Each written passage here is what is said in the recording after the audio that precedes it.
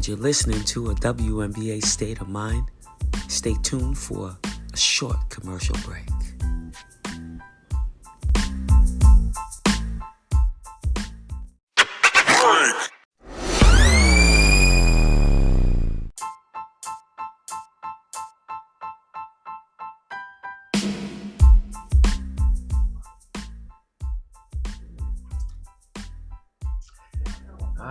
Yes, it's the second season, and we're here with Bridget Pettis, former WNBA player out of East Chicago, who was assistant coach for the Phoenix Mercury and the Chicago Sky. Hold that thought. So I know it was amazing to watch the playoffs for you, and as a player, man, I remember she was a guard for 8 seasons during the 90s and the early 2000s with the Phoenix Mercury and the Indiana Fever. She played college basketball for the University of Florida. Go Gators. Gators always bringing something. Bridget, welcome to a WNBA State of Mind where we mainly discuss basketball, but we love other sports. Today we have, obviously, an all-star cast of ballers, which makes for a great show. Bridge, what's up? What's up? Yeah. All love. Namaste. We met. I tell you, we met and played USA basketball together back in the day, right? Late 90s, all right? You were young and out of college.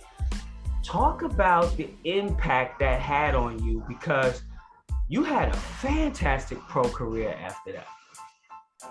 Wow, thank you. You said fantastic. You did. You was hooping. You had that, I guess I could say, Gator mentality, man. I saw that in you. You were talking about me as a player off the cuff, Yeah. And we can get into each other's styles of play, but Bridge, like you were hungry from the door. I remember, like you were hungry to get them buckets, yo, and you had that little cross, Yeah. That's I will say this. I definitely, I'm very mindful of my tongue more, but I definitely love the game, and I embraced the game, and everything that was in it, I wanted to just give it all and play. And I feel like the benefit that I got from basketball was that I played because it was just so much fun. We had fun together. We played around. We laughed a lot. It was a joy. It was not this strenuous, intense, yeah. We got to win. I didn't carry that.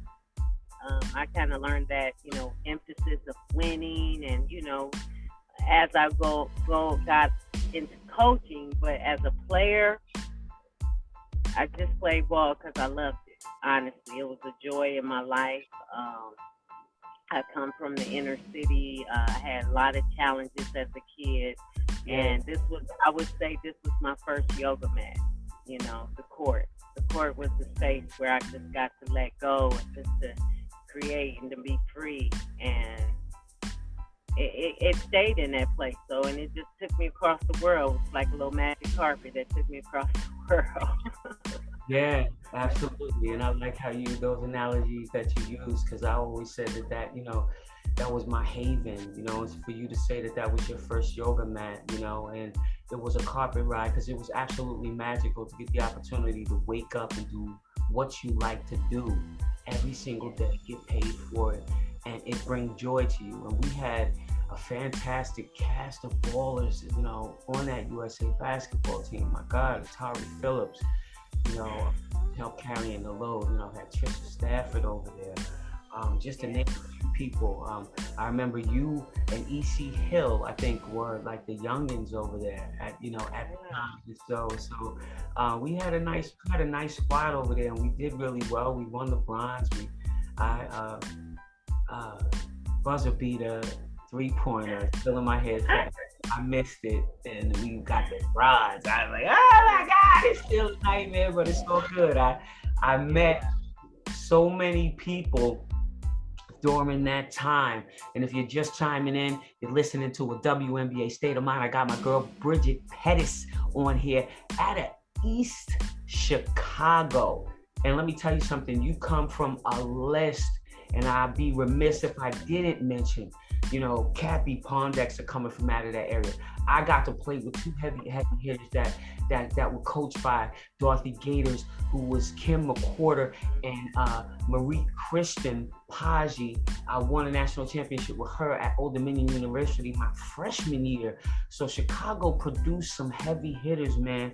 And when you say you were out of the inner city, I understand coming out of the city, you got yourself a scholarship, you go away, you go to college, and then all of a sudden you're on a big stage, you're playing USA basketball, then you're going overseas and playing, then you're, now all of a sudden this league is forming here, we got the WNBA, and so, that's where a lot of it, and you played with some heavy hitters. You played with Grandma Ma, Jennifer Gillum, Brandy Reed, Michelle Timms.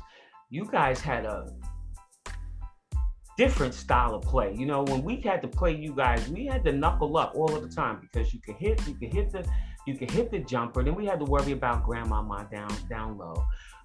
Brandy was just a problem. It was so multifaceted. Yeah, I think all of it kind of came together like that because of Cheryl Miller. Oh Cheryl yeah. Cheryl came in and we had a coach that knew herself. She knew how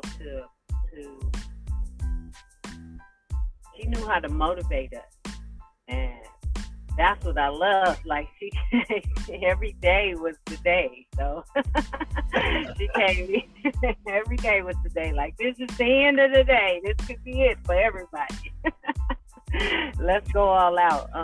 She had that spirit that could really get everybody, and she used us in a way to maximize everybody's skill by playing an up-tempo game. So, I wanted to ride, I wanted to go, Timsy wanted to go, Grandma Ma, she was the perfect trailer, because if we got all these, rockets flying down the court, then we forget about the trail three. And then Brandy Reed was just a talent within itself. She was multifaceted, and she kind of had an awkwardness to the game, but it was deceiving and it was buckets. So you couldn't deny her. So always up for that challenge. When I got the opportunity to play against her, I like playing against the best, as we all did, and so it was so competitive at that time. And like you said, y'all had some rockets going up the court, and then here's Grandma Ma, she coming, she gonna knock after three, or if y'all go into the secondary and wait for her to go down low, then she gonna give you the business, step back, put the knee up, and then she gonna hit you with that floater. So it was hard to guard. I know Natalie Williams had a problem trying to guard Grandma Ma, because she had that, she was gonna rock you to sleep, and then if she did something, one of y'all was standing out there waiting to give buckets. So you guys had, I want to thank you for just taking us back to that moment. I mean, and then after you get finished and it's all said and done, it was absolutely fantastic to see, you get called upon as a coach. And I also want to thank you for mentioning Cheryl Miller. I wish that she had never left the league. I wish that she was so good for Phoenix. I remember, not only did I look forward to playing the game, but I also look forward to after the game, because you guys had established a culture out there that was absolutely fantastic. In cahoots with Dan Marley, go over there to his place. You guys always had a nice little set for us after the game. Nice ambiance. Anybody out there looking for a coach, I better start looking at Cheryl Miller. Bring her back into. Man, she's the real deal. She's the real deal. Like, true knowledge. As a kid, she was besides LaTanya Pollard. LaTanya Pollard was a player I grew up, and she's back home from Chicago. I was a kid. I used to look in the window at her just to, get a glimpse of the diamond. Okay, I want to shine that bright. So thank you for mentioning her, because I had a poster of her, and I just I kept it on my wall, right? Never knew nothing about her, but she was just in on everything. Like top 10 this, top 10 that, blah blah blah blah, whatever. She was hooping. And it took So her any door that I went in, I mean, I have to look at her, because she would come back home from overseas, and she would ask me how I was doing, check on me, making sure I was balling still, making sure I was getting my grades right. Just to have somebody do that at that time, and I'm literally following in her footsteps. The day I knew that she was a professional player, that was exactly what I wanted to do. So LaTanya just was it for me. So she was the Michael Jordan to me. Yeah, we all in have real life, just seeing somebody. And then Cheryl Miller, I mean, man, I could never. When Cheryl Miller came as a coach and she shot around with us, I knew she was better than us. And she was just shooting. I was like, I think she's better than us. Yeah, absolutely. She had game, man. She was torching me from the time that I was AAU, 16 years old. We played against her. Like, we played up. Our coach always, made us play up. And so we were playing against the 18-year-old. So here I am out here trying to guard her and the McGee twins at the age of 16. They was roasting us, But I was in there. I was like, yo, I ain't giving up. I remember her coming up to me after the game. She's like, yo, you keep doing what you're doing. You nice, man. Yeah. And she gave up love. That's what I like. Yeah. She didn't mind coming up to you and telling you that you were good. Keep following after your dream, and that's important to that's why I try to do and mimic, like you say, and be a mirror and a reflection of the people that were there for me and that, pushed me and, had my back when I was coming up and kept driving me. And, how special was it to coach in Phoenix after playing there? And then you go home to Chicago, you coach there. I mean, that was your storybook, man. It blew me away, because there's nothing I planned. I had no aspirations to coach ever in my life. I was just playing basketball, and I remember Paul Westhead asked me to come back and be a player, be a captain on the team. They needed some veteran experience when Paul Westhead came, and I loved his system because everybody was running and everything. And then they got word that Penny Taylor wanted to come. She was going to come back, and he just called me in the office and said, "Hey, were you going to coach? Because we're going to get Penny back." I was like, "Okay." It just was, the door just opened. So I went in and was like, "Yeah, this month it was too easy." You know what I mean? Yeah. I don't even want to say the word easy. It was just like fate. It was just more so, this is the door you need to go into. So I went in the door and became a student of coaching. Like, I started learning, because I never thought about coaching. I had to remember, actually, when I got the assistant coaching job, I went and took a middle school coaching job just to remember the game in its basic way. Wow. And so that helped a lot, because I got blessed with being fundamentally sound growing up in Indiana. I had a Hall of Fame basketball coach, Roberta DeKemper. She's the Indiana Hall of Fame. She coached LaTanya Pollard as well, and she instilled fundamentals in me, and that's what I knew I had a knack at. And so I went back to middle school to learn how to give it to the young ones, which helped me give it to the women as well. Yeah, that's awesome. It's awesome, and you got to take it back. There's plenty of coaches that I've known, especially watching these past couple of years in the G League, where they got coaches that came in from high school, and that happened out with, I think it was the San Antonio G League team. He was a high school coach, came in and won the championship. the same level. I mean, yeah, So because the game is so.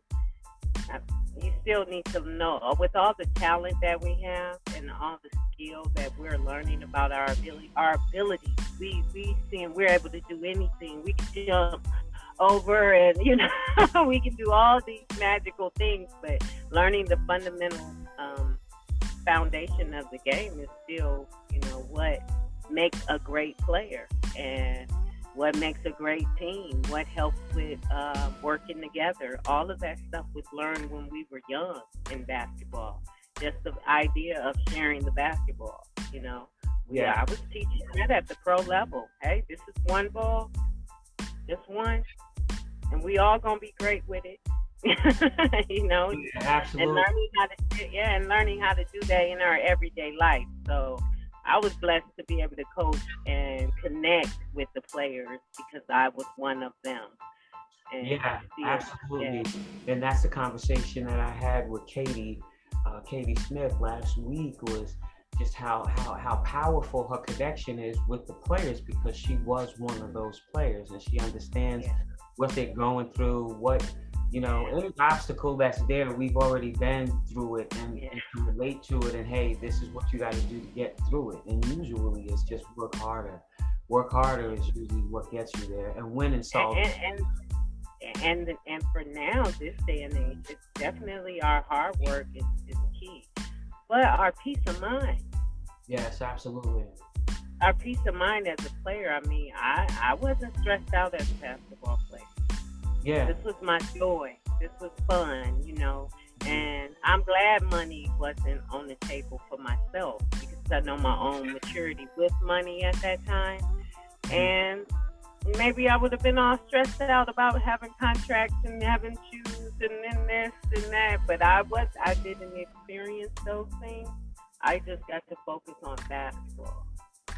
And all the blessings came along with it. So that's crazy. I can't even imagine, being stressed out about a shoe contract or about a contract. That's what we were playing for, that contract. I'm grinding so that my contract can increase so I can hit my bonuses with Nike. But if you put too much pressure on yourself,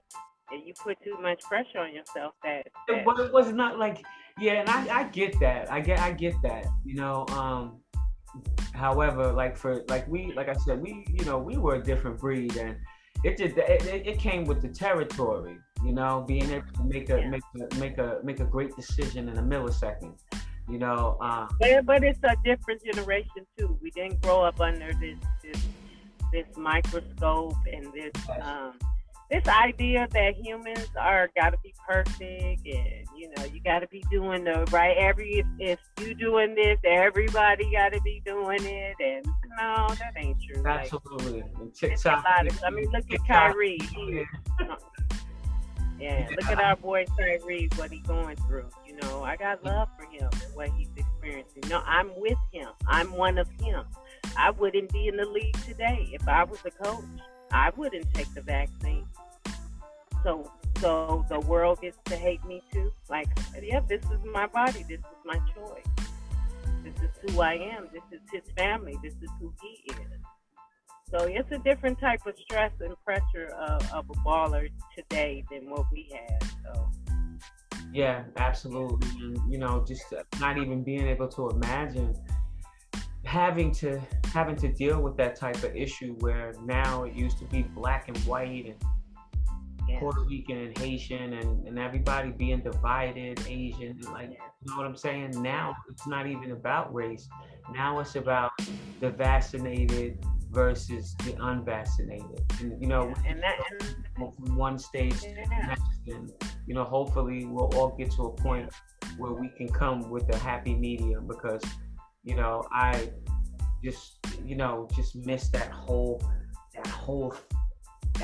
feeling of just operating in the world and being free, and and all of this craziness that is creating division between people, politicians, and all of that stuff. And you're listening to a WNBA State of Mind. I got my girl Bridget Pettis on here, former WNBA player, hoop it up, hoop legends in her house today, And now that we're talking about the basketball, we're talking about the league, we talk about the controversial vaccine that's creating division in the world, creating division in sports, creating division in school. I'm getting ready to start teaching again on Monday, so there's a big issue with that too.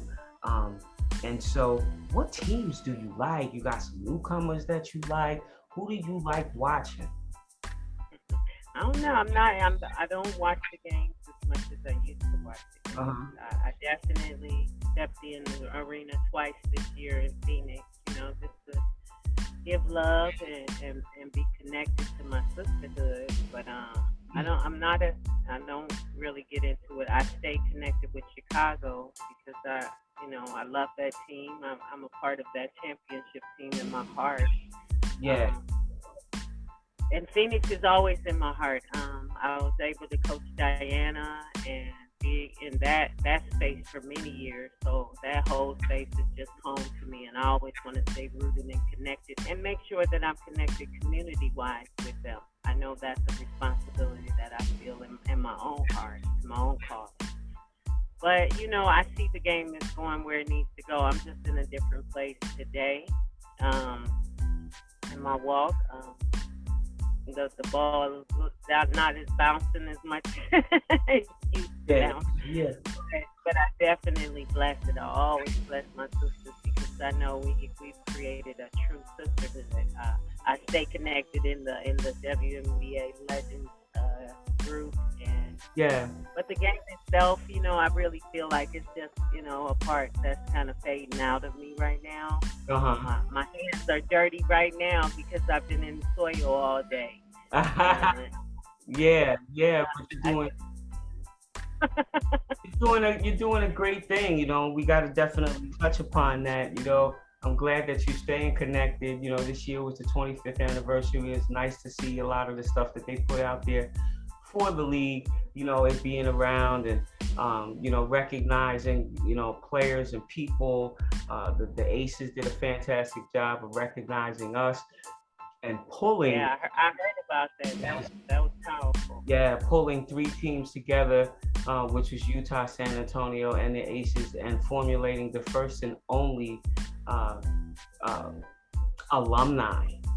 So the WNBA, there's only one team with it, and that's the Aces. So kudos to them. A lot of greatness.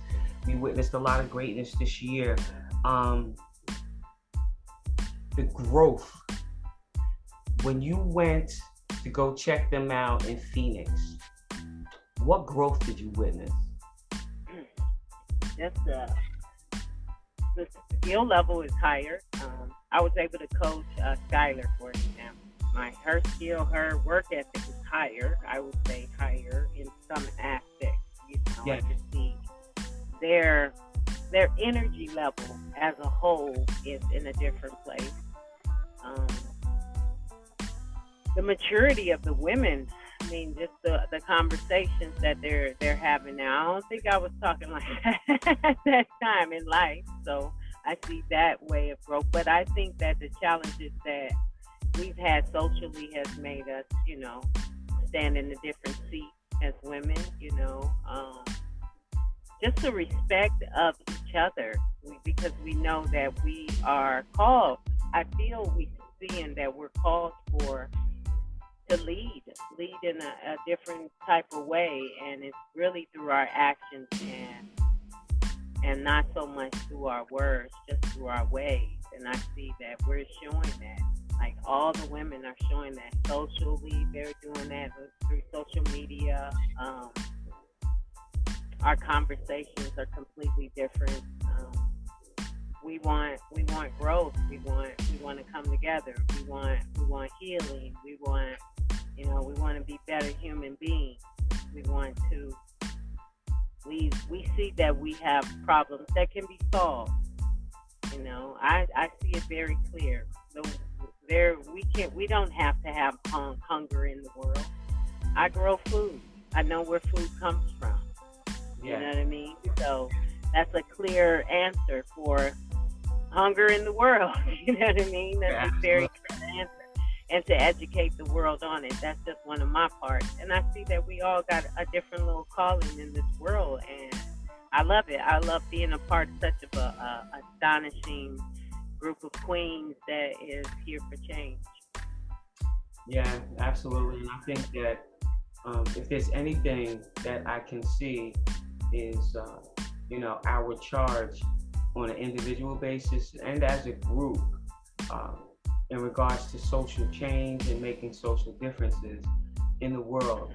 And what we do as individuals is what we do as individuals, but what we do together is monumental. And so, my hopes for the future is WNBA TV, and also just like they have NBA TV, we do WNBA TV, have our own stuff, and also just pulling us together and help pension and getting the women, making sure they have a future after the game, and getting our pension together, and making sure that we're solid. And I appreciate that the brotherhood is coming through. The brothers are supporting us. And I grew up playing ball with brothers like you, like I didn't even play with women. I didn't even play with girls. I played with dudes. So I know that they know the grind is real. It doesn't matter if you're going to go out here and you're going to put forth effort, do it. That person is respected. Let me see what you can do, not what you can talk. So I love that the brothers recognize the game, and the support that we're getting from the young. Shout out to the Kyrie Irvings and the LeBron James, and hopefully my guy Drake comes through and pulls a team together up there in Toronto like I'm hearing right now. He's shouting out saying that he wants to bring a team up there. So if the brother wants to do it, then let's let it happen. Let's let it ride. Money talks. It always does, and there's really a viable market out here for us, and so let's make it happen. And get those people and key in on those sponsors that really care about not so much growing the game of basketball, but helping little girls realize their dreams.